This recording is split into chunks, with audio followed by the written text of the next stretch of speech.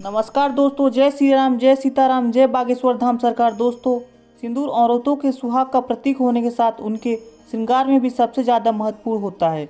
लेकिन अगर आपसे यह कहा जाए कि आपके सिंदूर लगाते समय की गई ये गलतियाँ आपके पति को बुरी तरह कर्ज में डुबो देंगे, आपको लकीर का फकीर बना देगी, तो आपको कैसा लगेगा? दोस्तों, घबराने की जरूरत नहीं है।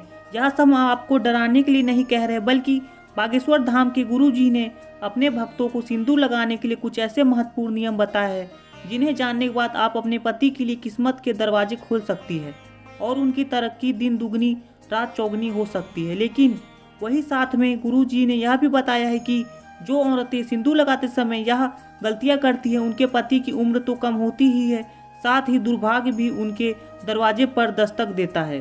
तो अगर आप भी जानना चाहती है कि सिंदूर लगाते समय हमें कौन सी बातों का ध्यान रखना चाहिए, तो इस वीडियो को आखिर तक जरूर देखिएगा। दोस्तों, शादीशुदा स्त्री की पहचान उनका सिंदूर ही होता है और हिंदू धर्म में कहा जाता है कि औरत जितनी लंबी अपनी मांग भरती है, पति की आयु उतनी ही लंबी होती है। इसके अलावा सामुद्रिक शास्त्र में जो 16 श्रृंगार बताए गए हैं उनमें से सबसे महत्वपूर्ण श्रृंगार सिंदूर ही है, जो न केवल एक स्त्री की गरिमा को दिखाता है बल्कि उसके पति के सौभाग्य को भी बनाए रखता है। लेकिन आधुनिकता के चलते और मॉडल बनने की होड़ में इस परंपरा को एक तरफ उठाकर रख दिया है।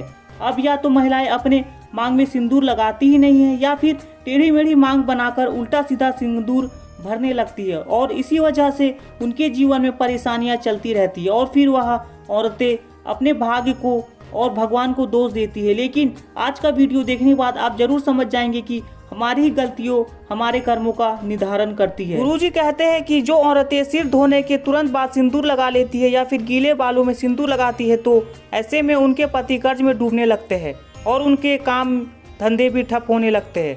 साथ ही आपको ये भी बता दें कि शास्त्रों के अनुसार गीले बालों में सिंदूर भरने से इसका प्रभाव महिलाओं के मन पर पड़ सकता है और उनके मन में बुरे बुरे विचार आ सकते हैं और ऐसा करने से पति पत्नी की रिश्ते में लड़ाई झगड़ा और परिवार में क्लेश हो सकता है।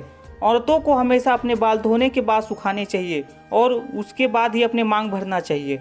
इसी के साथ गुरुजी यह भी कहते हैं कि फैशन में महिलाएं अलग अलग बनावट के कपड़े पहनने लगती है, उसी तरह सिंदूर को भी अपनी सहूलियत के हिसाब से टेढ़ी मेढ़ी मांग करके लगाने लगती है, जो कि बिल्कुल अनुचित है।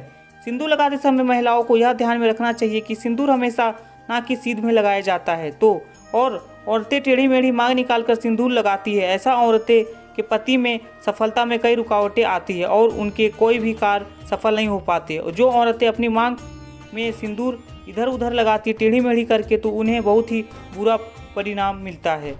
जो औरतें अपनी मांग के सिंदूर को अपने बालों से छुपा लेती है, तो ऐसी औरतों के पति को समाज में सम्मान नहीं मिलता और समाज में उनकी छवि भी लोगों के बीच छुप जाती है। लोग या तो उन्हें पहचानते नहीं है या फिर उनकी एक गलत छवि लोगों की नज़र में बनी रहती है। इसके अलावा गुरुजी ने यह भी कहा है कि औरतें अक्सर अपना सिंदूर दूसरी औरतों को लगाने के लिए दे देती है या फिर दूसरों से मांगकर सिंदूर अपनी मांग में भर लेती है। अगर आप भी उन्हीं में से है जो अपना सिंदूर किसी दूसरी औरत को लगाने के लिए देती है या फिर किसी और का सिंदूर अपनी मांग में भर लेती है, तो ये गलती आपको कभी नहीं करना है। जो औरतें दूसरे का सिंदूर लगाती है मांग कर या अपना सिंदूर उन्हें देती है या बिंदी लगा लेती है, तो आपके पति का सौभाग्य आप खुद ही दुर्भाग्य में बदल रही है। कभी भी किसी औरत की बिंदिया या सिंदूर मांग कर लगाने से हमारे पति के जीवन में भी वही दुख और तकलीफ आने लगती है जो कि स्त्री के जीवन में होता है।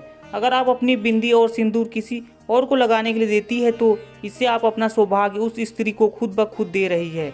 तो इसलिए आप अपनी किसी भी चीज़ को दूसरों को दे सकती है या दूसरों से मांगकर कुछ भी इस्तेमाल कर सकती है, लेकिन अपनी बिंदी और सिंदूर को किसी को भी देने से पहले 1000 बार जरूर सोचिएगा। इसी के साथ गुरुजी सिंदूर लगाते समय हमें किन बातों का ध्यान रखने को बताया। गुरुजी कहते हैं कि औरतों को हमेशा नाक की सीध में लंबा सिंदूर लगाना चाहिए। माना जाता है कि औरत अपनी मांग जितनी लंबी भरती है उसके पति की आयु भी उतनी लंबी होती है और उसकी तरक्की के रास्ते भी खुले चले जाते हैं। अगर आप एक कामकाजी महिला है और हर रोज सिंदूर लगाना आपके लिए मुमकिन नहीं है, तो आप यह ध्यान रखिए कि 30 त्यौहार के मौके पर सिंदूर जरूर लगाएं। हो सके तो जब भी आप किसी मंदिर या फिर पवित्र स्थान पर जाए, तो वहां का सिंदूर लेकर अपनी मांग में जरूर भरें। और जिन स्त्रियों की नई नई शादी हुई है, वो अपनी शादी का सिंदूर संभाल कर रखे और उसी सिंदूर में और सिंदूर मिलाकर लगाते रहे और कम से कम 40 दिनों तक यह सिंदूर जरूर लगाए। गुरुजी ने यह भी कहा है कि तीज त्योहार के मौके पर करवा चौथ पर अपने पति से सिंदूर लगाना भी आपके सौभाग्य को बढ़ा सकता है। इसी के साथ महिलाओं को यह भी ध्यान रखना चाहिए कि सिंदूर लगाते समय अगर सिंदूर उनकी नाक पर गिर जाता है तो उनके पति की आयु बढ़ जाती है। वहीं अगर सिंदूर गलती से ज़मीन पर गिर जाता है तो इससे महिलाओं के जीवन में जरूर कोई ना कोई संकट आने वाला होता है। तो सिंदूर लगाते समय इन बातों का विशेष ध्यान रखना चाहिए।